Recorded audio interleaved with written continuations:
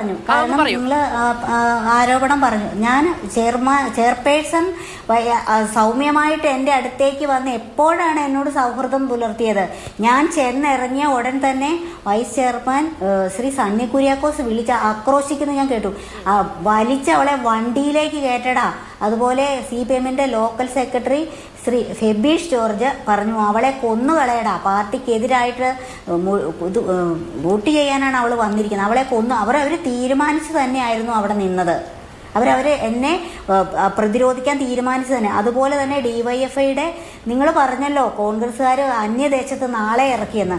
അങ്ങനെയാണെങ്കിൽ എന്നെ ഉന്തി മുടിക്കുത്തിന് പിടിച്ച് കഴുത്തിന് കുത്തിപ്പിടിച്ച് വണ്ടിയിലേക്ക് എറിഞ്ഞ ആ കുട്ടി സഖാവിനെ ഞാൻ എൻ്റെ ഈ 25 വർഷത്തെ പ്രവർത്തനത്തിനിടയ്ക്ക് ഒരിക്കൽ പോലും ഞാൻ കണ്ടിട്ടില്ല.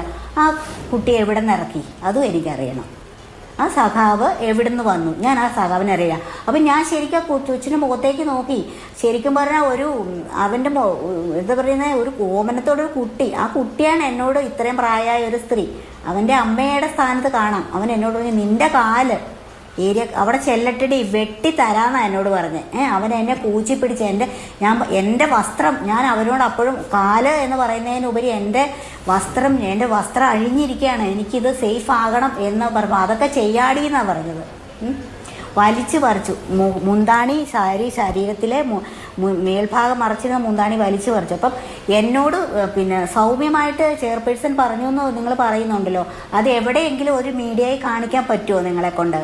എൻ്റെ അടുത്തേക്ക് സൗമ്യമായിട്ട് ഞാൻ വന്ന് ഇറങ്ങിയപ്പോൾ തന്നെ എന്നെ ആക്രമിക്കാൻ തുണിച്ചപ്പം മണ്ഡലം പ്രസിഡന്റ്, അപ്പം അവരേത് പാർട്ടി ആയിക്കോട്ടെ, അത് മണ്ഡലം പ്രസിഡന്റ് ആയിപ്പോയി.